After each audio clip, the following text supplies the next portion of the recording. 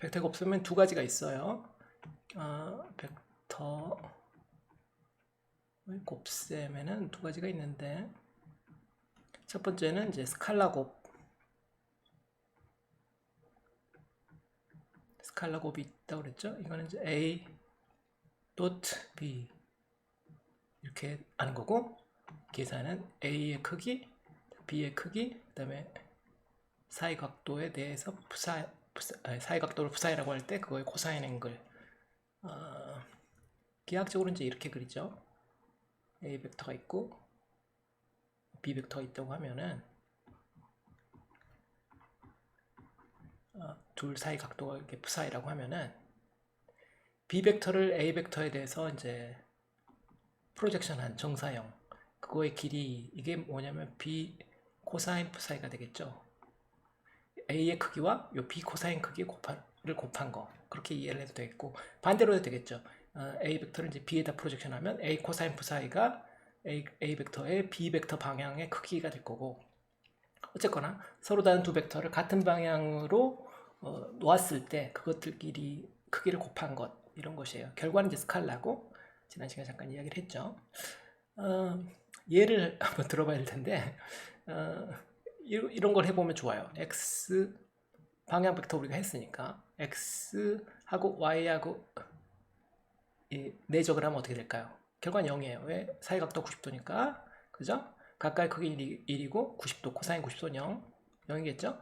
마찬가지로 비슷한 게 뭐가 있냐면 y와 z 내적해도 0이고 z와 x 내적해도 0이겠죠. 아시겠죠? 이런 것들은 서로 90도니까. 그리고 이번에 이제 같은 벡터끼리 한번 해볼까? 같은 벡터끼리도 내적을 할 수가 있는데, 이렇게 되면 1이 되겠죠. 왜? 가까이 크게 1이고 부사이가 0도니까 코사인 0도는 1, 그래서 111, 그래서 1, y 내적 y도 1이고 z 내적 z도 1이에요. 0도니까. 중요하죠? 자, 일반적인 벡터는 어떻게 되는지 한번 해볼까? 일반적인 벡터라면 뭐 A 벡터, B 벡터 이렇게 할 텐데, 이것들 각각을 성분분해해서 우리가 쓸 수 있으니까, 그래서 A 벡터는 AX, X, AY, Y, AG, G, A 벡터 쓴 거죠. 여기다가 내적 점 찍고 B 벡터의 X 성분 X, B 벡터의 Y 성분 Y, B 벡터의 G 성분 G, 이렇게 해서 계산할 수 있겠죠?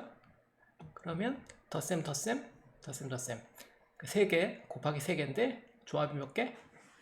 몇 개요? 3, 3은 9? 예, 그렇죠? 3, 3은 9인데 그 중에 6개는 0이다. 크로스 텀들 6개는 0이고 3개만 살아남겠죠. 0이 아닌 것들은 X하고 X, Y하고 Y, Z하고 Z인 것만 살아남겠죠.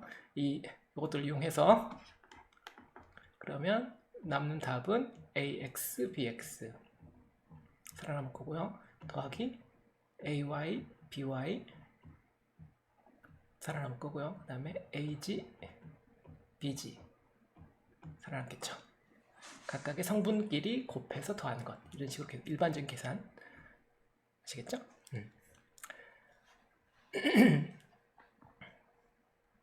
지금 성분 분해하고 그들끼리 곱해서 이렇게 연산한 건데, 뭐 이거 나는 이렇게 안 하고 한 번에 할 수 있다, 뭐 한 번에도 할 수 있죠. 예를 들어서 왼쪽 이렇게 두 벡터가 내적할 때는 왼쪽 벡터를 횡벡터, 그래서 AX, AY, AG 이런 형태로 횡벡터로 쓰고, 오른쪽 벡터를 종벡터, 세로 벡터로 쓰면은 BX, BY, BG, 그러면 이제 행열 계산이죠. 행과 열 곱해서 계산하면은 이 결과가 나와죠. 왼쪽 거를 행벡터로 쓰고 오른쪽 걸 열벡터로 써야만 이 계산이 돼요. 그걸 거꾸로 하면은 결과가 그 행열이 되는 수가 있어. 왼쪽을 행벡터로 쓰고 오른쪽을 열벡터로 써야 돼요. 이런 거 잘 모르겠으면 위의 방식대로 하세요. 대수적인 방법, 이 방법이 가장 표준적인 거니까 이걸로 하시면 되겠어요. 스칼라고 자, 두 번째 벡터곱. 벡터곱이 있다고 그랬죠. 벡터곱은 사이에 크로스 기호를 쓰는 거고 이렇게 하는 거고 결과가 A, B, sin, psi 한 다음에 방향은 뭐 제3의 방향 psi라는 기호를 지난 시간에 사용했었죠. 이것도 이제 계약적으로 그린다면 계약적으로는 이거는 이제 A 벡터가 이렇게 있고 B 벡터가 이렇게 있다면 사이 각도가 이렇게 psi라면 AB sin psi AB sin psi는 이거 이 두 벡터가 이루는 뭐예요 이게 평행사변형의 면적이죠. 두 벡터가 이루는 이 평행사변형의 면적이 AB sin psi인데 왜냐하면 B sin psi가 높이가 되니까 밑변과 높이 그래서 밑변하고 높이 곱한 거니까 이제 평행사변형의 면적이 크기가 되고 방향이 문제인데 방향은 A 벡터와 B 벡터의 서로 수직인 제3의 방향인데 그걸 오른손 방향으로 잡아야 돼요. 그래서 이 방향 이 그림처럼 놓으면은 이 그 사이의 방향 윗방향이 되겠죠. 오른손 방향 중요한데 네, 오른손을 꺼내서 지금 화면에 보이죠? 오른손을 꺼내서 오른손은 그 A 벡터 방향으로 처음에 손가락을 펴서 B 벡터 방향으로 손가락을 이렇게 접어요. 여러분들 지금 미러 이미지로 거꾸로 보이진 않겠지? 거꾸로 보이면 안 되는데 거꾸로 보일 수가 있겠네. 오른쪽으로 펴서 손가락을 접어서 엄지손가락 남죠? 그 방향이 이제 그 사이 방향. A 벡터 화면을 바꿔야 되겠구나. 화면을 좀 바꿔서 합시다. 자, A 벡터 방향에서 A 벡터 방향 요 기타 등등 2, 3, 4, 5번 손가락 방향이 A 벡터 방향이라고 합시다. 이 A 벡터 방향에서 B 벡터 방향으로 2, 3, 4, 5번 손가락을 접어요. A에서 B 벡터 방향을 접으면 엄지손가락 남죠? 엄지손가락 방향이 그 사이 A 외적 B A 크로스 B 벡터의 방향이 되겠어요. 항상 오른손만 사용하고 A, B, C 이런 릴레이션을 사용하는 거죠. 다시 돌아와서 벡터고 방향까지 지금 이야기를 했죠. 크기는 AB sin psi. 근데 여기 주의할 것이 앞에 코사인도 그랬지만 사실 이게 음수가 될 수 있거든요. 둘 사이 사이 각도지만 예를 들어서 코사인도 그렇고 사인도 그렇고 이게 음수가 될 수 있잖아요. 음수가 될 수도 있어요. 음수가 돼도 문제 없어요. 음수가 되면 이제 방향이 반대다 이렇게 이해를 하면 되니까 문제는 없어요. 하여튼 중요한 특징이 요 크사이 벡터 방향이라는 방향이 A 벡터랑도 수직이고 그 다음에 크사이라는 방향이 B 벡터랑도 수직이라는 거죠. 동시에 A 벡터하고 B 벡터는 서로 같은 벡터는 아니고 서로 다른 벡터여야지 되겠죠. 서로 같은 벡터면 같은 방향 벡터라면 psi가 0이 되니까 psi가 0이면 sin psi가 0이 돼서 같은 벡터끼리 외적을 하면 0이 돼버려요. 그래서 A 벡터하고 B 벡터가 같지만 않으면 크사이라는 벡터는 존재를 하게 되고 존재하는 그 벡터는 A 벡터하고도 수직, B 벡터하고도 수직이다. 뭐 쉽게 이야기하면 A 벡터와 B 벡터가 이루는 평면의 수직인 방향이다. 이렇게 보통 이야기를 합니다. 자, 중요한 특징 몇 가지 책에 나온 순서대로 이야기를 해보면 방향을 계산 순서를 바꾸면 어떻게 될까? B 크로스 A 하면 어떻게 될 것 같아요? 여기서 작도를 한번 해본다고 하면 오른손으로 써서 하면은 이게 오른손 보이나요? B 벡터 먼저 하고 A 벡터를 나중에 B 크로스 A 하면은 엄지손가락 방향이 그 사이니까 아래로 가버리겠죠? 반대 방향이 돼요. 다시 말하면 이것은 마이너스 A 크로스 B가 되죠. 이게 이제 가장 중요한 특징인데 이게 비가완이죠. 비가완.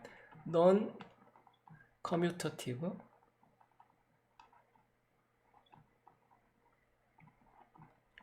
비가환이에요.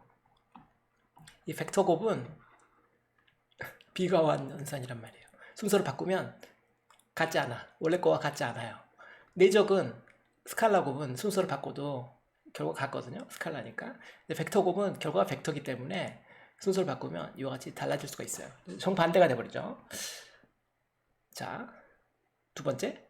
같은 벡터끼리 외적을 하면 0이 된다. 왜? 제가 좀 전에 설명했죠. psi가 0이 되니까. 그죠? 부사가 0이니까 사인 푸사인 0이니까 사인 0도는 0이니까 같은 벡터끼리 외적은 0이다. 자, 중요한 특징들이고, 그리고 이제 단위 벡터끼리의 연산도 이제 해볼까요? x방향 단위 벡터와 y방향 단위 벡터와의 외적은 뭐가 되겠어요? x 오른손 써서 x, y, z 그죠? 결과가 z 되겠죠? 오른손 쓰라는 이유가 그거예요. 오른손 좌표계.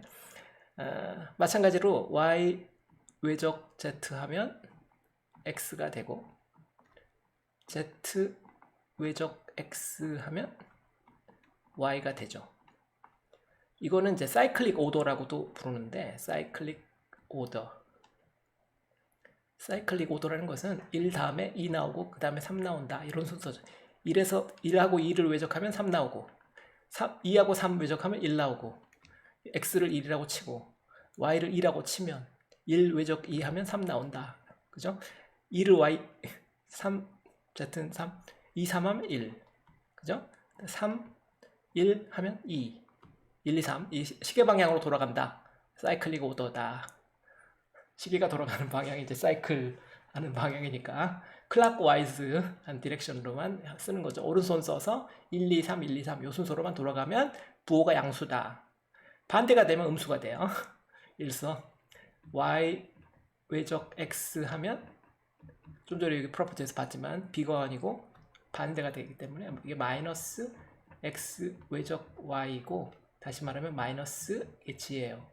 이 마이너스 붙은 건 기억하기 힘드니까 이런 건 기억하지 말고 요 x, y, g 이 시계 방향 사이클릭 오더인 것들만 몇 번만 한번 써보고 이제 읽어보면은 금방 머릿속에 들어갈 거예요. 반대 방향은 필요하면 계산하세요. 마이너스 나오니까 이걸 외우려고 하면 너무 이제 계산이 지저분해지거든.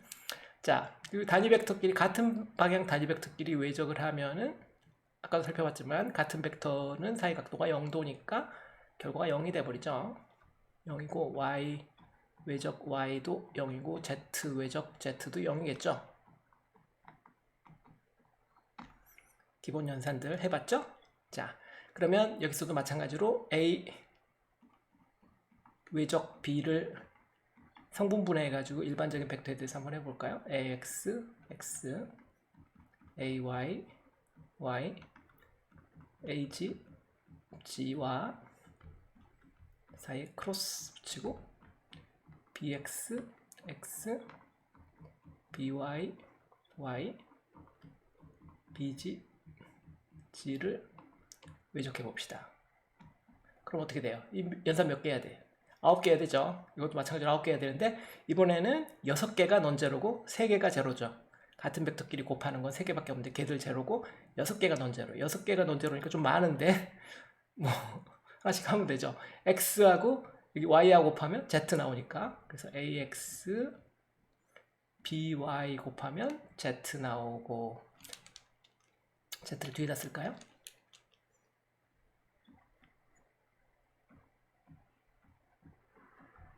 그 다음에 여기 요 y 붙은 거랑 요 x 붙은 걸 곱하면 yx는 마이너스 z니까 빼기 ay bx z 컴포넌트 이거 두 개가 있고, 그 다음에 xy 했으니까 이번엔 yz 해볼까? yz 하면 x가 되겠죠? yz 하면 x 방향이 될 거니까 ay와 bz를 곱하면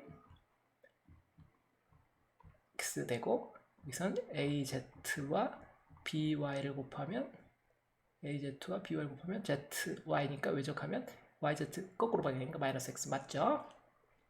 마지막으로 이번엔 y 컴포넌트 나오는 거는 zx겠죠. zx는 az bx bx 빼기 ax bg 이렇게 되겠네요. 이같이 6개 컴포넌트가 넌제로가 되겠죠. 자, 쌤 이거 외우고 있죠? 외우고 있어요. 1, 2, 3 이거 기억하기 쉬운 방법. x, y, z 1, 2, 3 시계 방향이잖아. 2, 1, 시계 방향에 하나 깨졌죠. 시계 방향에 한 번 이 퍼뮤테이션을 가한 거기 때문에 마이너스 4로 붙인다. 이건 뭐예요? 2, 3, 1 시계 방향이니까 플러스고, 이거는 3, 2, 1, 3, 2, 1은 시계방향이 아니죠? 반시계 방향. 이 3, 1, 2 해야 되잖아요. 3, 1, 2 해야 돼. 3, 2, 1 어쨌거나 퍼뮤테이션 한 번 들어갔기 때문에 마이너스 1 여기다 붙이고 3, 1, 2 순방향 플러스고 이건 1, 3, 2네 1, 3, 2 틀렸죠? 1, 2, 3 해야 되는데 한번 퍼뮤테이션 들어갔으니까 마이너스 붙이고 이런 식으로 쉽게 그냥 쓱 쓰면서 이렇게 할 수도 있고 한번 몇 번 해봐야 돼요. 이거는 앞에 내적보다 좀 더 기억이 어렵겠지? 근데 이거 뭐 못하는 사람은 없어요. 이거 못하면 챕터 1에서 멈춘 거니까 그러면 안 되겠죠. 자, 이 벡터 외적을 기억하는 또 다른 방법이 있는데 사실 저는 이거 바람직하다고 생각하진 않는데 많은 학생들이 이 방법을 써요. 사실은 기억하는 또 다른 방법은 이와 같은 대수적으로 연산하는 방법 말고 기억하는 또 다른 방법은 이런 식으로 이제 행렬식을 쓰는 건데 요즘에 이제 어떤 친구도 행렬식을 또 모르고 그래가지고 뭐 꼭 이게 더 쉽다고 할 수는 없겠네요. 옛날에는 학생들이 이걸 더 쉽다고 느꼈었는데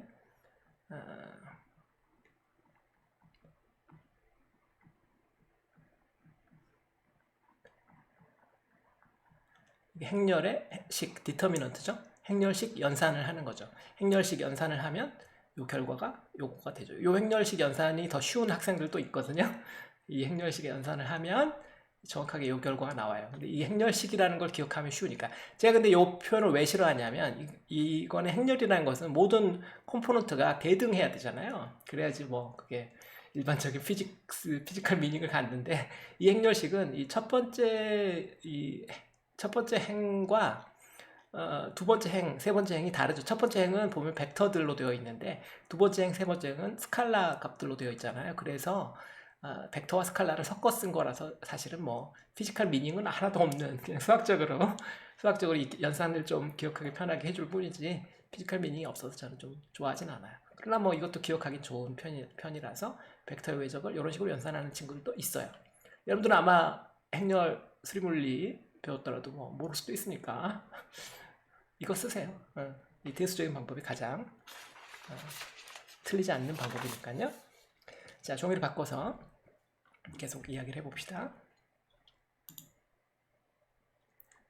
오케이.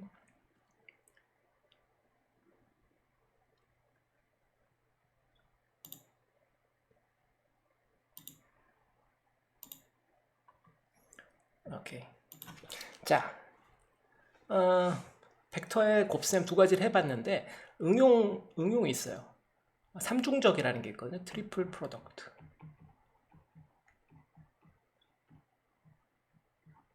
트리플 프로덕트가 한 개가 있는 거 안에 두 가지 중가 있어서 트리플 프로덕트가 두 가지가 있어요. 첫 번째는 스칼라 트리플. 두 번째는 벡터 트리플인데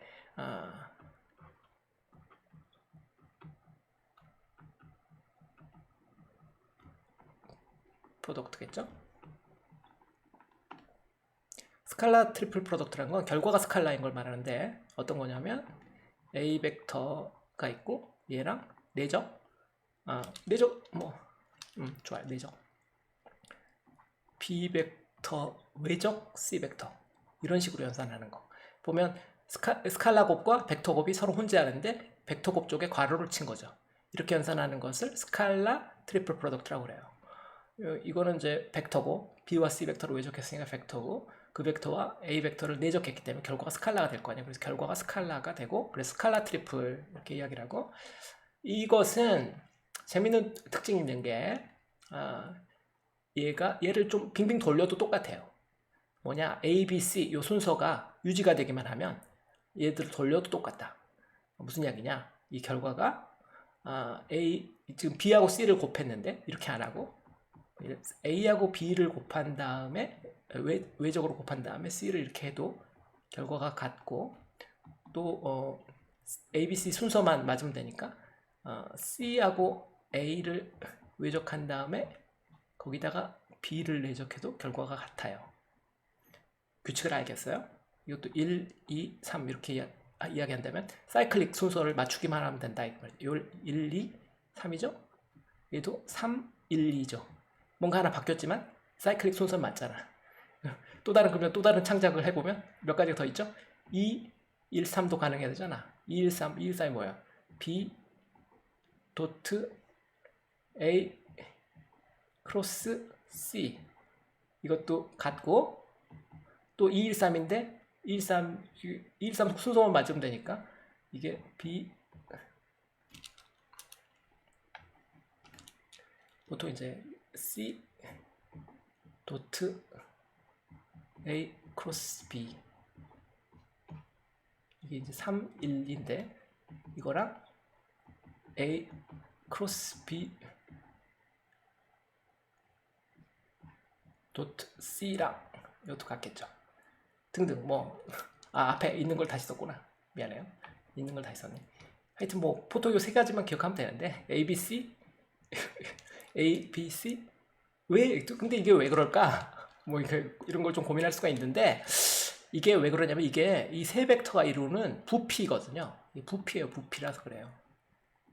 보면 이제 B 벡터, C 벡터, 뭐 A 벡터 있는데 A 벡터를 이렇게 위에다 그릴까요? A 벡터가 이렇게 있고 B 벡터가 이렇게 있고 C 벡터가 뭐 이렇게 있다고 하면은 B 벡터, C 벡터, A 벡터 있다고 하면은 이게 BC 벡터의 외적이라는 것은 이 B와 C 벡터가 이루는 평행사변형의 면적의 크기를 갖고 방향은 요 B 벡터와 C 벡터의 수직인 방향.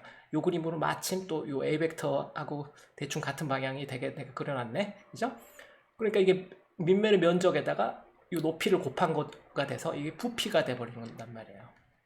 이 연산이 부피이기 때문에 그래요. 그런데 이제 문제는 여기서 벡터 연산하기 때문에 이 사이클릭 오더를 지키지 않으면 음수가 될 수 있어요. 근데 부피는 음수가 되면 안 되잖아. 그죠? 부피는 항상 양수여야 되니까. 그러니까 피지컬 미닝을 갖는 부피가 되려면 이 사이클릭 오더를 정확하게 지켜야 된다 이 말이에요. 1, 2, 3. 뭐 제가 좀 전에 이야기했죠. 이 외적이 들어가기 때문에 그 사이클릭 오더를 거스르면 틀리게 돼요. 그래서 3, 2 뭐 이런 식으로 시작하면 3, 2로 시작한 다음에 외적을 해버리면 틀리게 돼요. 제가 하는 말이 잘 이해가 안 되면 요 세 개를 사용해서 만들어낼 수 있는 요 스칼라 트리플 프로덕트의 모든 형태를 다 한번 써보고 그 중에 이제 음수가 되는 것들을 한번 찾아보시면 되겠어요. 연습이 좀 필요해요. 스칼라 트리플 프로덕트 부피가 되기 때문에 그렇다. 길게 이야기하지는 않겠는데 자 그다음에 이제 스칼라 벡터 트리플 프로덕트 해봅시다. 벡터 트리플 프로덕트는 이렇게 쓰는 거예요. A 벡터와 외적 B 벡터 외적 C 이런 식으로 외적인데 괄호를 친 거죠. 뒤에 거 먼저. 이거 이제 뒤에 거 먼저 하도록 이렇게 썼는데 이렇게 하면 이것도 지금 사이클릭 오더를 지켜줘야 되는데 이 A, B, C 요 순서대로 해서 이제 괄호를 제가 쳤는데 이 연산은 얼핏 보면 굉장히 혼동스러워요. 밑에 거가 외적이고 그거의 결과가 벡터인데 그거랑 다시 벡터니까 어떤 방향인지 기하학적으로 엄청나게 헷갈리거든요. 그래서 이거는 그냥 외우세요. 이걸 외워야 되는데 이걸 계산을 하려면 어떻게 해야 되냐면 B 괄호 열고 A 도트 C 빼기 C 괄호 열고 A 도트 B 이렇게 계산을 해요. 그래서 결과는 B 벡터의 평행한 성분과 C 벡터의 평행한 성분 두 개를 뺀 것으로 표현되게 된다. 상당히 어렵죠? 어려워요. 이거 가장 지금까지 본 것 중에 제일 혼돈스럽고 또 어려울 수 있을 거야. 벡터 트리플 프로덕트인데 요거는 결과가 벡터인데 그 두 벡터로 지금 표현한 거죠. B 벡터와 C 벡터 공간에서 표현한 건데 B 벡터 성분이 이만큼, C 벡터 성분이 이만큼. 외우는 쉬운 방법이 있겠죠. 제가 외우라고 했으니까 외우는 방법은 쉬워요. 백, 캡, 정리, 백캡 디오렘이라고 외우면 돼요. 백 어떻게 백이지? 비읍, 에, 기억, 백, 캡, 에, 뭐야 비읍, 백캡 아시겠죠? 백캡 이렇게 백캡이다. 백캡, 빼기 캡, 백캡 디오렘. 절대 잊어볼 수 없겠죠? 백캡 정리, 백캡 정리다. BAC, CAP 정리라고 한다. 백캡 정리. 결과가 벡터다. 자, 이 트리플 프로덕트에 이 두 가지 종류가 있어요. 왜 선생님이 이런 복잡한 연산을 갑자기 보여줍니까? 앞으로 자주 여러분들이 하게 될 계산들이에요. 이런 계산 자주 하게 돼요. 흔히 맞닥뜨리게 돼요. 벡터를 사용해서 벡터 필드를 사용해서 뭔가 계산하게 되면 이런 정도의 계산은 난이도 하야. 난이도 하예요. 요거보다 더 밑으로 내려간 건 그냥 데피니션에 불과한 거야. 실제 계산은 요 정도부터 시작하는 거다 이 말이에요. 그래서 이거 맨날 하게 되니까 어, 아시겠죠? 뭐 잘 모르겠으면 외우든지 일단 뭐 정의부터 잘 모를 테니까 스칼라 트리플이 뭔지 팩터 트리플이 뭔지 트리플 프로덕트 이 두 가지 종류가 있다. 거기서부터 시작해서 여러분들이 살살 외워가시면 in some day 다 외울 수 있을 거예요. 오케이. 종이를 한 장 바꿔서 이제 다른 주제를 또 이야기를 해보죠.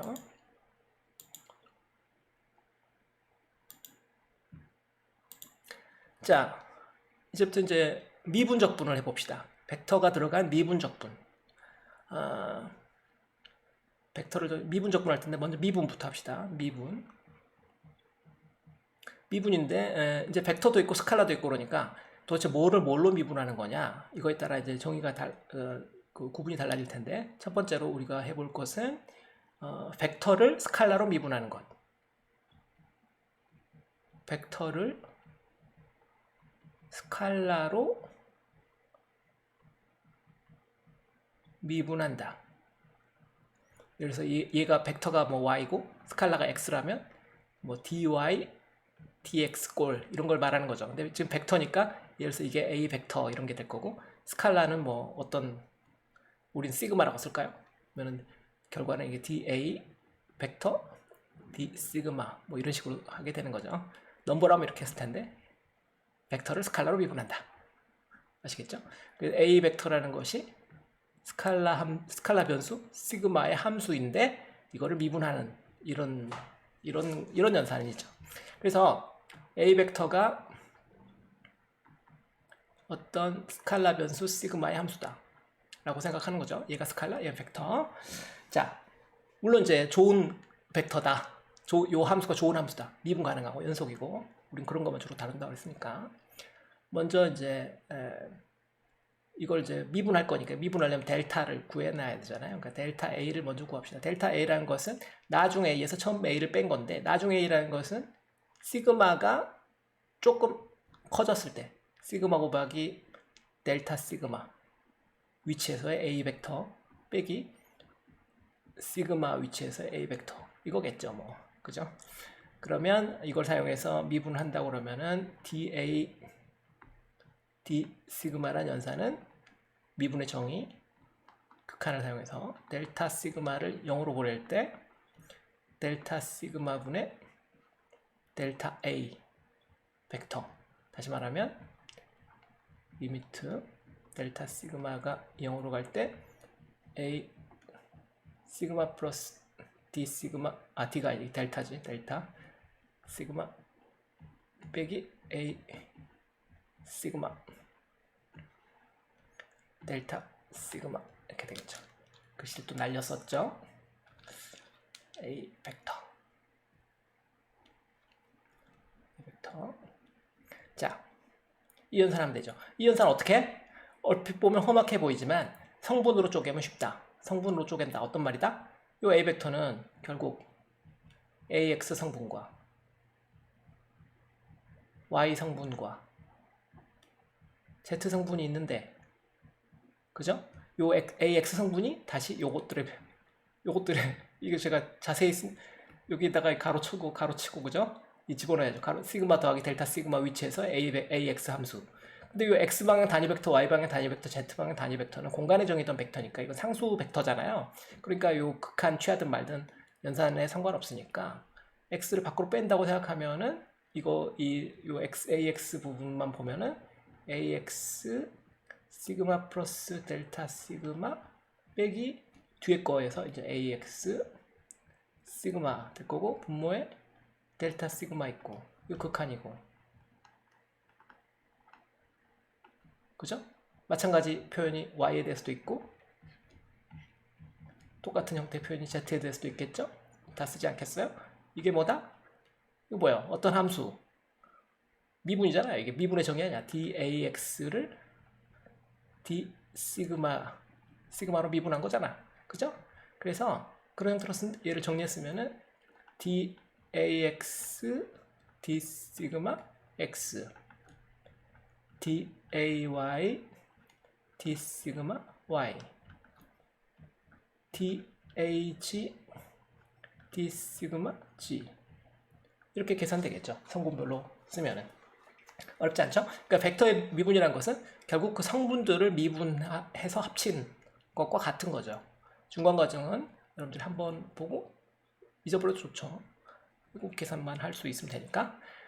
자, 근데 이거 보면 분모는 똑같아요.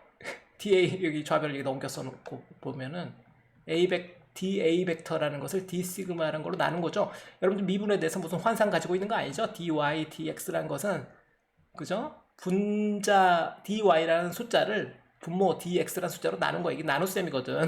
나눗셈이니까 이 분모가 지금 다 똑같잖아. d 시그마, d 시그마, d 시그마. 여기 좌우변에다 d 시그마를 다 곱해버리면 이 결과를 얻을 수 있게 dA 벡터라는 것은 dax에다가 x 방향, day에다가 y 방향, dh에다가 g 방향 이렇게 써도 되겠죠? 좌우변에 지금 d 시그마 곱해버린 거예요. 이렇게 쓴 것을 우리가 뭐라고 그러냐면 차분 또는 디퍼런셜이라고 불러요. 디퍼런셜. 미분소 이렇게 말하기도 하는데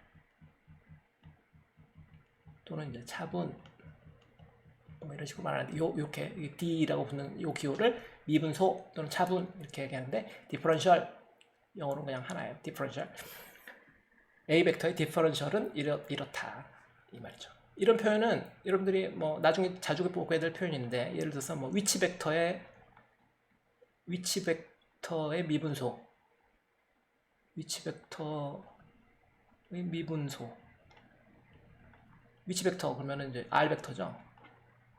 R 벡터의 미분소 dr을 말하는 거고 그것은 똑같은 방식으로 하면 뭐가 되겠어요? R 벡터는 x 성분, y 성분, z 성분이 있을 테니까 dx, x, dy, y, dg, g 이런 형태로 쓰면 돼요. 왜? R 벡터라는 것은 x 성분, y 성분, z 성분이 로 이렇게 표현되는 거니까 이걸 가지고 계산하면 이렇게 되죠. 그죠? 자, 그러니까 우리는 이게 미분소를 쓸 수 있으면 미분을 할 수 있는 거예요. 이 벡터를 스칼라로 미분하는 연산은 그래서 미분소를 쓰기만 하면 그냥 저절로 끝나다시피 해요. 나중에 또 보게 될 거고요. 자, 이번에는 스칼라를 벡터로 미분하는 거 해볼까요? 그거 좀 공간이 좀 부족하겠네. 종이가 쓰면서 넘기죠. 쓰면서 넘기죠. 두 번째, 스칼라를 벡터로 미분하는 것. 스칼라를 벡터로 미분하는 연산 해봅시다. 이번에 스칼라를 벡터로 미분한다 그러면 스칼라 함수를 생각할 텐데 스칼라 함수를 u라고 해볼게요. u라는 스칼라가 있는데 이 u라는 스칼라가 어떤 벡터의 함수다. 그 벡터를 r이라고 해볼까요? 위치 벡터 r. 이렇게 쓸 수도 있지만 보통 이렇게 쓰면 이제 이게 직교좌표계라면 x, y, z의 함수다 뭐 이런 식으로 보통 쓰죠. 어쨌거나 이건 이제 스칼라 함수니까 스칼라 함수를 요 안에 들어있는 요 성분을 미분한다. 어떻게 하느냐? 앞에서 해봤지만 이거의 디퍼런셜을 구할 수 있으면 사실은 뭐 미분은 되는 거거든요. 요거의 디퍼런셜부터 구해봅시다. du를 구해봅시다. du 이걸 작게 조금 변화시킨다 그런 의미예요. 디퍼런셜이라는 건 어떻게 되겠어요? 이 x 성분, y 성분, z 성분 있으니까 여러분들 그 편미분 좀 배웠죠? 수리 물리에서 지금 배우고 있나요? 내가 말을 잘못했구나. 2학년 2학기에 배우기 시작하니까 지금 배우기 시작하겠네. 근데 뭐 1학년 때도 나왔고 역학에서도 나왔고 편미분이 지금 처음은 아닐 거예요. 심지어 미적분에서도 나왔을 테니까 1학년 때. 자, 이거 어떻게 되죠? 이게 이와 같은 3변수 직교좌표 3변수 함수로 된 스칼라 함수의 차분 편미분의 합이죠. round u, round x, dx 더하기 round u, round y, dy 더하기 round u, round g, dg 이렇게 되죠? 여러분들 이거 알고 있는 걸 거고 여기서 이제 요걸 읽는 법 이걸 뭐 어떻게 읽는다? 이렇게 쓰고 이건 D를 이제 구불구불하게 쓴 거죠. 이걸 이제 라운드 읽을 때 이렇게 읽고요. 이거에 뭐지? 이거의 그 기호 이름은 내가 잊어버렸어. 수학 기호 이름이 있는데 이걸 이제 라운드 D 또는 라운드라고 우리가 그냥 읽어요. 라운드라고 읽으면 돼요. 그래서 라운드 U, 라운드 X 뭐 이런 식으로 읽으면 돼요. 라운드 X분의 라운드 U 이렇게 하든지 뭐 여러분 마음대로. 이게 편미분이기 때문에 전미분하고는 다르거든요. 이게 편미분 기호니까 전미분과 섞어 쓰지만 않으면 돼요. 편미분 기호예요. 전미분 기호는 D잖아요. D라고 쓰는 거 이건 전미분 기호고 이 둘은 같지 않아요. 조각이란 의미죠. 전미분 전체. 자, x 방향으로 편미분, y 방향으로 편미분, z 방향으로 편미분. 우리가 그렇게 읽어요. 이걸 이제 약간 비주얼라이즈를 한번 해보면은 u라는 값이 변한다. 이 u라는 값이 변한다. 어떻게 변해? 제자리에서 변할 수 없잖아요. 위치가 변하는 거죠. 그래서 그걸 두 점을 가지고 우리가 한번 해봅시다. 점 P와 점 P 프라임이 있다고 해봅시다. 점 P는 x, y, g라는 점이고 P 프라임이라는 점은 x 플러스 dx, y 플러스 dy, 뭐 델타 y 이렇게 해도 되는데 그냥 d로 쓸게요. z 플러스 dz라는 위치예요. 자, 그 두 점에서 u라는 값을 계산하면 여기서 그 값이 u였다면 여기선 요 앞에 u에다가 좀 변화하겠죠. 왜냐면 위치가 변했으니까. 요 같은 u가 아닐 거 아니에요. 뭐 얘를 u0라고 하면은 u0에다가 이만큼 더한 거가 되겠죠. 아시겠죠? 그런데 이제 이 두 점은 서로 다른 점이잖아요. 공간적으로 떨어져 있죠. 그래서 이걸 선으로 이렇게 직선으로 있고 화살표를 그리면 요 벡터는 뭐가 되냐면 ds 벡터라고 우리가 쓸 수 있겠죠. ds 벡터. 여기서 이제 ds 벡터 뭐냐면 여기 그림에서 보다시피 p 프라임 점에서 p를 뺀 거니까 뭐예요? 요거잖아. dx x dy y dg g 아니에요. 다시 말해 이거 앞에 했었죠. 이게 뭐예요? dr 벡터예요. 위치 벡터의 차분이죠. 우리가 이제 물리학에서 dr 또는 ds 이런 벡터 많이 나타나는데 같은 벡터죠. 위치 벡터를 미분한 거. 위치 벡터의 조각, 위치 벡터의 그 무한소 그것을 말하는 거죠. 변이 벡터 또는 위치 벡터의 무한소. 자, 지금 요 이야기 왜 했냐면 요 du라는 연산에 보면 요 dx, dy, dg가 여기 들어가 있잖아요. 그런데 그게 여기 나타나잖아요. 얘와 관계가 있다는 거죠. 아 그래? 그러면 뭐 스칼라 값을 두 개를 곱해서 짝으로 지금 곱했잖아요. 요 왼쪽에 같은 패턴 라운드 u, 라운드 x, 라운드 u, 라운드 y, 이건 라운드 u, 라운드 g라는 어떤 패턴들이 있고 그 패턴에다가 dx, dy, dg라는 걸 곱했네. 아 이거 보면 앞에서 본 이게 스칼라 곱의 형태 아니에요? 그래서 이거를 이렇게 쓸 수 있다. 앞에 거를 그레디언트 u라고 해요. 그레디언트 u라는 값에다가 내적 ds 벡터 이렇게 쓸 수 있겠죠. 그레디언트 u는 뭐라고 정의하면 되겠어? 읽는 법은 좀 이따 다시 알려줄게요. 여기 있죠? 지금 라운드 u, 라운드 x, x 방향, 라운드 u, 라운드 y, y 방향, 라운드 u, 라운드 g, z 방향 이렇게 정의하는 벡터고 이 벡터는 미분한 결과를 벡터로 만드는 거죠. 이걸 이제 읽기를 그레디언트라고 읽어요. 그레디언트. 소문자로 써야 되겠지? 대문자로 굳이 쓸 이유는 없으니까 그레디언트라고 하고요. 그레디언트. 여기 내 얼굴로 지워졌네. 오케이. 여기 다시 써줄게요. 공간이 좀 내 얼굴로 가려진지 내가 몰랐어요. 라운드 U, 라운드 G, Z. 오케이. 이걸 이제 그레디언트라고 부르고 순 한글로 번역하는 거 없냐? 있는데 그게 더 어려워. 구배 한자어로 구배. 그게 뭐 무슨 뜻일까? 아마 배자가 이게 그릇 배자 아닐까 싶고 구가 이제 아 그것도 잘 모르는데 제가 말구자인가? 말 여물통 모양이다. 뭐 이게 구부러진 거, 뭐 그런 의미인가? 제가 뭐 정확히 모르겠네. 한자어예요. 이 말이 더 어려운 거지. 순한글로 더 어렵고, 물리학자들이 이 구별한 말 거의 안 써요. 그레디언트 이렇게 이야기해요. 그레디언트.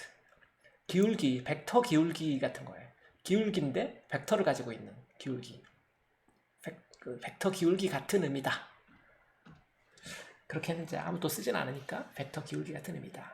근데 보다시피 지금 du가 이 그레디언트 u와 ds 벡터의 내적 형태로 표시되죠. 이건 뭐 좌우로 바꿔도 되고요. ds 내적 그레디언트 u 해도 똑같죠? 스칼라니까 스칼라 내적이 스칼라 곱이니까 이거 기억해 둘 만한 릴레이션이에요. 오케이? 자, 종이를 바꿔서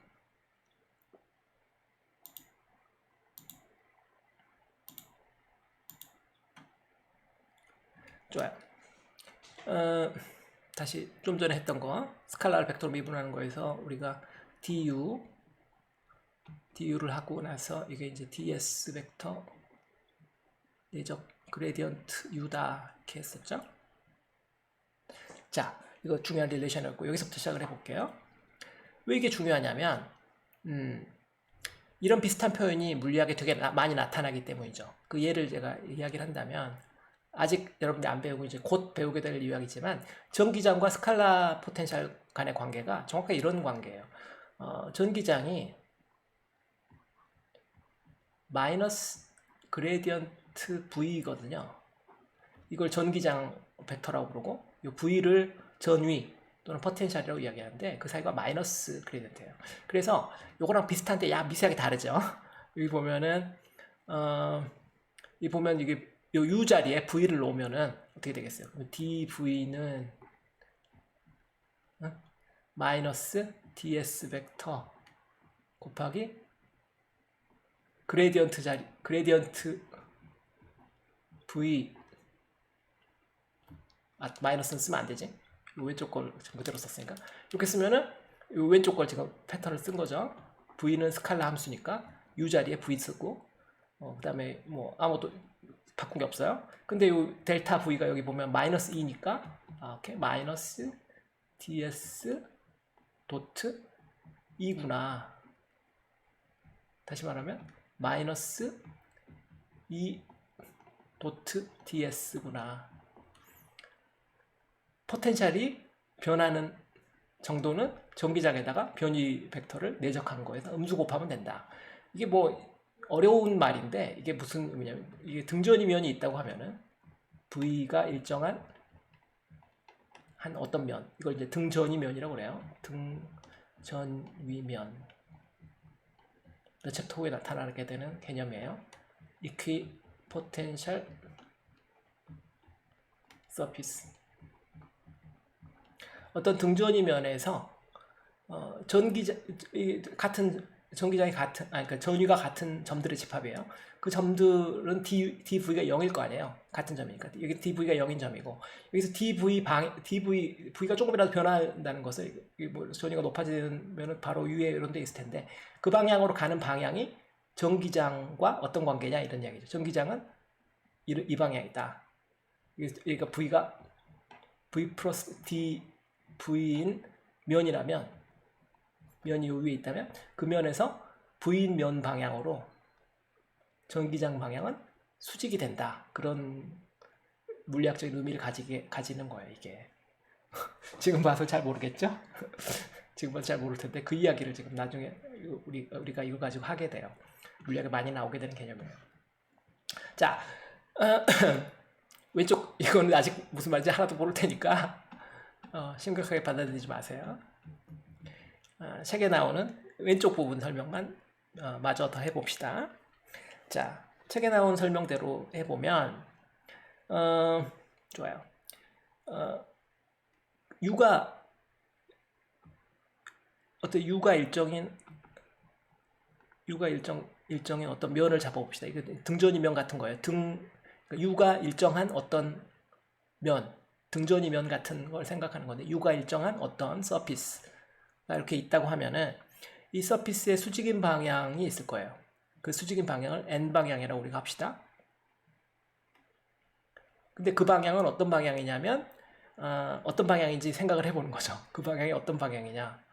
이 방향이 어떤 방향인지 알려면은 우리가 du에 대해서 우리가 알아야 되는데 좀 전에 du에 대해서는 우리가 안다. du는 뭐다? ds 도트 그레디언트 u라는 값인데 여기서 보면 이게 여기서 이제 이거 보면 여기에 뭐지? 여기 그레디언트 u라는 놈이 있는데 이걸 방향으로 만들어 봅시다. 어떤 벡터잖아요. 요 벡터를 단위 벡터를 곱해서 요 방향의 단위 벡터, 이 방향의 단위 벡터를 생각해 보면 이 방향의 단위 벡터는 그레디언트 u의 크기로 나눈 것이 그 방향의 단위 벡터일 거 아니에요. 이게 그 단위 벡터일 텐데 지금 이게 이 벡터의 방향이라는 건 결국 그 방향이니까 그럼 여기서 ds 벡터는 또 뭐냐면 앞에서도 이야기했지만 dr 벡터죠. dr 벡터인데 지금 요 u라는 값이 요 r 벡터에 대해서 정의되어 있잖아요. 그러면 요 r 벡터는 요 평면상에 있는 모든 점들이란 말이에요. 그러니까 그 평면상에서 위치가 바뀌는 걸 표현하는 거죠. dr이라는 것은 이 평면상에서 오른쪽으로 가든 왼쪽으로 가든 평면 밖으로 벗어나지 않고 dr 벡터는 요 평면상에 있는 벡터일 거예요. 요 u가 일정한 어떤 평면상에 있는 벡터인데 그 벡터하고 내적한 방향이 이게 0이면 같은 평면에 있는 거고 이게 0이 아니면 같은 평면이 아니 0이 이게 쏘리 내가 말을 지금 꼬이게 하고 있는데 오케이 좋아요. 요 dr 벡터와 내적한 값이 0이면 요 평면상에 있는 거고 이 0이 아니면 평면 밖에 있는 거잖아요. 그래서 이 그림처럼 u가 이렇게 만약 여기가 u가 증가하는 방향이라고 하면은 u가 뭐 증가할 수도 있고 감소할 수도 있기 때문에요. 어느 한쪽은 증가하고 어느 한쪽은 감소할 텐데 이쪽이 증가하는 방향이라고 하면은 이 방향이 증가라면 그러면은 그 방향 이게 요 n 벡터 방향이 얘여야 된다 이 말이에요. 그레디언트 u를 그레디언트 u의 크기로 나눈 그러니까 이게 단위 벡터고 그 벡터의 방향을 우리가 n 벡터라고 하면 그 방향이 정확하게 u가 증가하는 방향이 되는 거죠. 그래서 요 계약적으로 u가 일정한 어떤 평면의 수직인 방향, 그 방향이 요 n 벡터 방향이고 그것이 수학적으로는 그레디언트 u 방향인 거예요. 그래서 이거를 이제 우리가 노멀 벡터라고 이야기를 하고 이 노멀 벡터는 어떤 이 스칼라 함수 u를 가지고 정의하는 거죠. 계산할 수 있는 거죠. 이게 좀 전에 말한 것처럼 등전이면과 정기장 벡터의 관계와 비슷해요. 등전이면에 대해서 정기장 벡터는 전위가 줄어드는 방향이거든요. 이거와 정반대죠. 마이너스 부호가 있기 때문에 여러분 나중에 보게 돼요. 지금은 잘 모를 거야. 요 말이 무슨 말인지. 그래도 잘 몰라도 챕터 1에 나오는 것은 일단 머릿속에 넣어놔야 돼요. 자, 좋아요. 이제 계속 넘어가 봅시다. 이제 우리가 이제 미분을 해봤어요. 미분을 이제 스칼라를 벡터로 미분하는 거 해봤고, 벡터를 스칼라로 미분하는 거 해봤고, 두 가지 다 해봤는데, 미분 연산자를 사용해서 이제 하는 복합 연산들이 있는데, 그 복합 연산 책에는 이제 other differential operators 다른 미분 연산자들 이렇게 돼 있는데 그거 한번 봅시다. 뭐가 있는지. 뭐 서머리인데 앞에서 우리가 봤는데 우리가 델이라고 델 오퍼레이터 사실 우리가 앞에서 한 거예요. 그레디언트 할 때 우리가 했는데 요 연산자만 떼면 그걸 우리가 델이라고 불러요. 그레디언트라는 것은 뒤에 스칼라가 올 때만 이걸 이제 그레디언트 오브 u다 이렇게 읽는 거고요. 그렇게 이게 뒤에 스칼라가 안 올고 이 뒤에 뭐가 올지 모르거든요. 뒤에 뭐가 올지 모르고 이 연산자만 부를 때는 얘를 del이다 이렇게 불러요. del. 이거는 앞에서 우리가 해봤지만 이거 x 라운드 x라는 연산자, y 라운드 y라는 연산자, g 라운드 g라는 연산자라고 하면 되겠죠. 왜?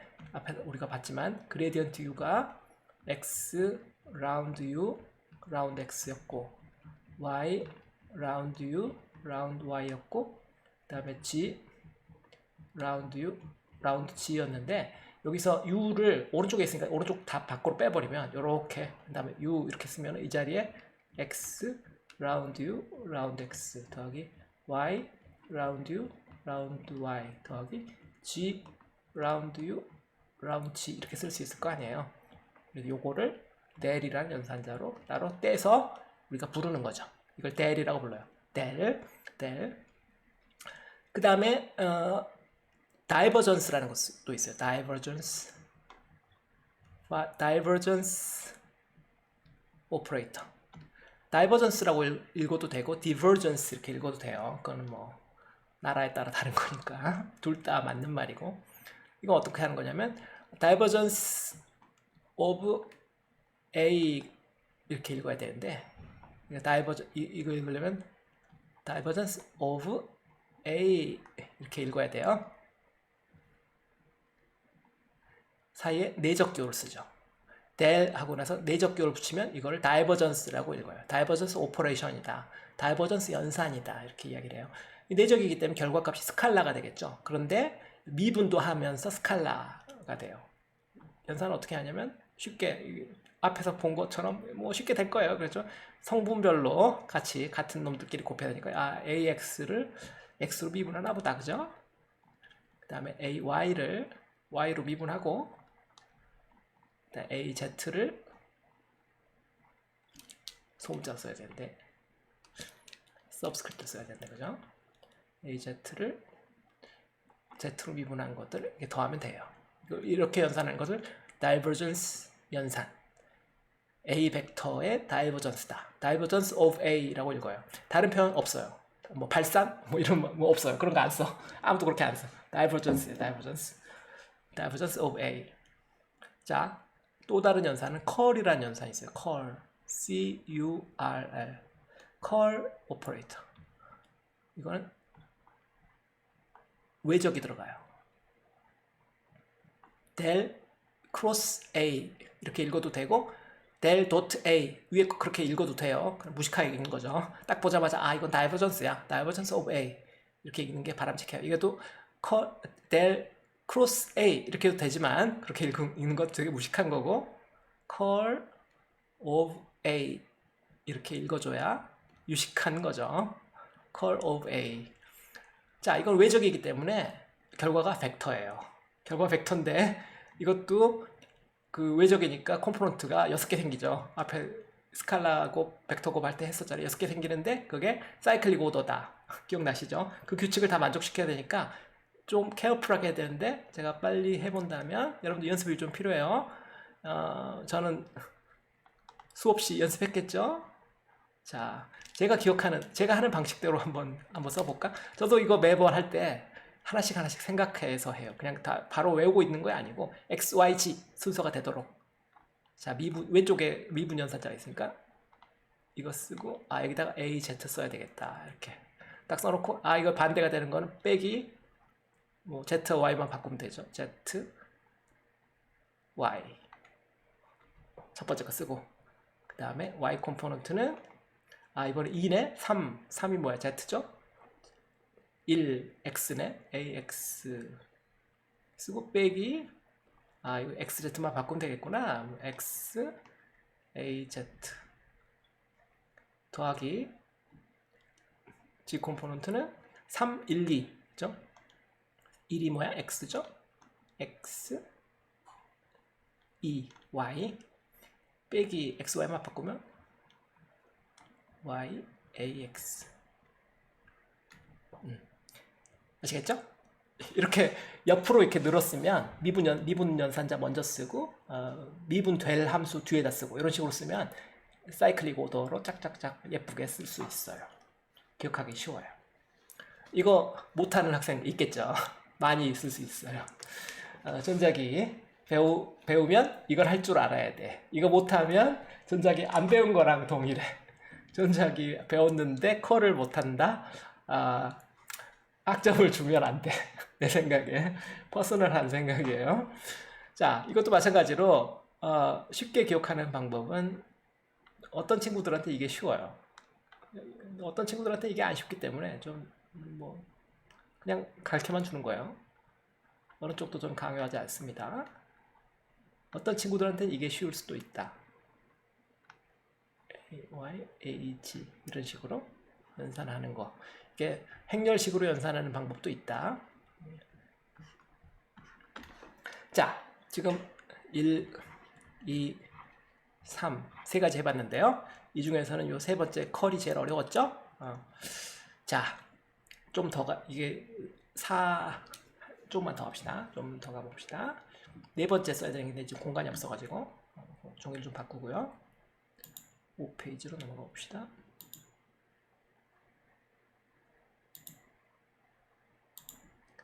오케이. 1, 2, 3 했으니까 4. 네 번째는 뭐냐면 라플라시안이라는 연산이 있어요. 라플라시안 사람 이름이죠. 라플라시안이라는 것은 기호로 델 스퀘어인데 이 라플라시안 쓸 때는 위에다가 벡터 표시를 하지 않아요. 하지 않습니다. 이거 해도 되는데 하는 사람이 없어. 전 세계 아무도 델을 이게 안 해요.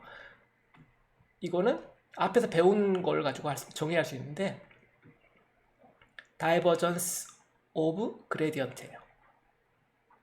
이걸 다이버전스 오브 그레디언트라고 읽어. 다이버전스 오브 델 아니냐? 아니, 난 그렇게 안 읽어. 다이브 오브 그레디언트다. 왜냐하면 이 라플라시안 오퍼레이터 뒤에는 보통 스칼라가 오거든요. 벡터가 와도 되는데 보통 스칼라가 와요. 그래서 이걸 그레디언트라고 읽는 습관이 되어 있는 거지. 다이버전스 오브 그레디언트. 다이버전스 연산, 그레디언트에 대해서 다이버전스 연산을 한 것, 그것이 이제 라플라시안이에요. 라플라시안 연산이다. 라플라시안 오퍼레이터다. 그러면은 이걸 말하는 거예요. 델 스퀘어. 보다시피 이거는 이제 스칼라 곱이기 때문에 결과가 스칼라겠죠. 미분 연산자인데 스칼라 연산자인 거죠. 이걸 이제 뭐 해봐야 될 텐데 해보기 전에 요것만 먼저 써본다면 이걸 먼저 계산해 놓으면 사실 쉽겠죠. 왜냐면 왼쪽 거 먼저 그럼 x 이건 라운드 x y 라운드 y g 라운드 g고 오른쪽 것도 내적 x 라운드 x y 라운드 y g 라운드 g이기 때문에 여기서 이제 미분할 때 오른쪽 놈은 미분할 때 왼쪽 놈을 할지 오른쪽 놈을 할지 모르는데 문제는 이 x방향, y방향, z방향이라는 것은 공간에 고정된 상수 벡터이기 때문에 미분 안 되잖아요. 미분하면 0이니까 오른쪽 놈만 결국 미분할 거기 때문에 이 값이 얘를 요 미분 연산자로 요걸로 미분한 거 한 번 미분한 거 한 번 더 미분한 거 2차 미분이잖아요. 2차 미분 이게 2차 미분 라운드 제곱 x 라운드 x의 제곱 첫 번째 거 끝냈고요. 두 번째 거는 라운드 제곱 라운드 y의 제곱 세 번째는 라운드 제곱 라운드 g의 제곱이죠. 물론 이게 좀 눈에 거슬리는 사람들은 원래 이거는 요거죠. 라운드 제곱 라운드 x의 제곱인데 이렇게 아무도 안 쓰죠. 이렇게 아무도 안 써요. 원래 첫 번째 컴포넌트는 이렇게 여기 가로를 쓰는 사람이 없어. 성적으로 이게 더 완벽할 텐데 somehow 아무도 이렇게 안 써서 마치 x의 제곱으로 미분하는 것처럼 보이지만 그거 아니죠. 이 분자에 제곱이 있으면 이거 분모에도 두 번 있구나. 라운드 x라는 것을 두 번 제곱한 거구나. 이렇게 이해를 해야 되죠. 어쨌거나 라플라시안 연산은 직교좌표에 대해서는 이렇게 쉽게 돼요. 왜냐하면 이 방향 벡터 x, y, z가 공간에 대해서 고정된 상수 벡터이기 때문에.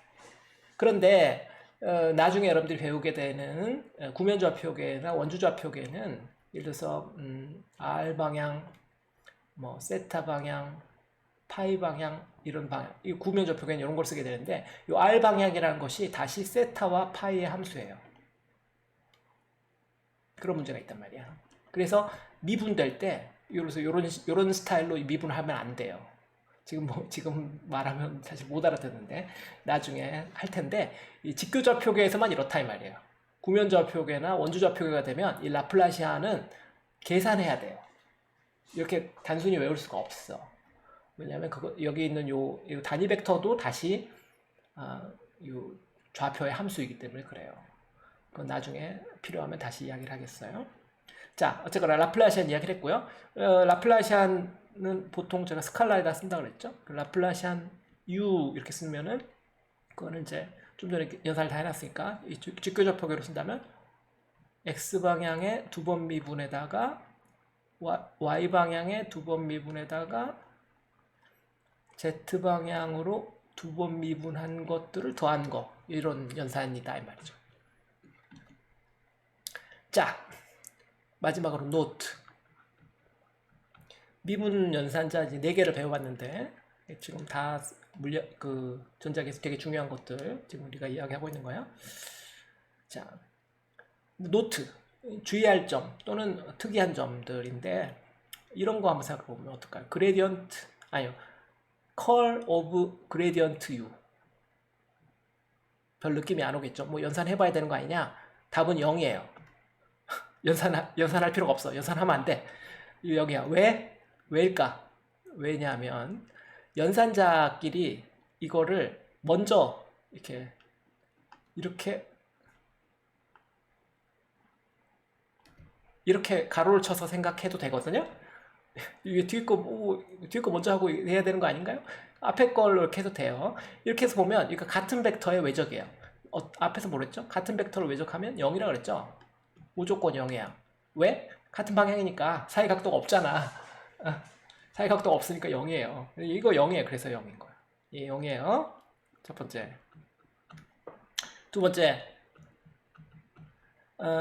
divergence of curl A. 뭐 이런 연산이 있다고 합시다. 가로를 쪽에 칩시다. 이거 계산해 봐야 되는 거 아니냐? 아니, 이것도 트리비얼하게 0이에요. 이건 어떻게 해야 될지 조금 감이 옵니까? 이게 삼중적이죠? 앞에 도트 프로덕트 있고 뒤에 크로스 프로덕트 있으니까 삼중적이니까 사이클릭 오더로 살살 돌리면은 좀 전에 이런 컬 오브 그레디언트 형태가 나타나지 않을까? 사실 그건데 지금 이거 해봅시다. divergence of curl A인데 삼중적의 형태니까 스칼라 삼중적이죠? 스칼라 트리플 프로덕트 형태니까 삥삥 돌려봅시다. A, B 이걸 뭐 1, 2, 3 이렇게 붙여가지고 삥 돌려보면 되겠죠. 요 순서만 이 사이클 오더만 유지하면 되는 거니까 이 곱하기나 점이 어디 있든지는 상관없거든요. 그죠? 그러니까 순서만 유지하고 곱하기를 크로스를 앞으로 보내고 도트를 뒤로 보내면 얘랑 같거든요. 왜냐면 스칼라 트리플이니까. 그래서 이렇게 해놓으면 좀 전에 봤죠? 이거 0이다. 같은 벡터니까. 같은 벡터의 외적은 0이니까. 그래서 이게 0이에요. 계산할 필요가 없다. 아시겠죠? 노트 했어요. 자, 오케이. 시간이 한 10분 정도 남았는데 선적분, 미분까지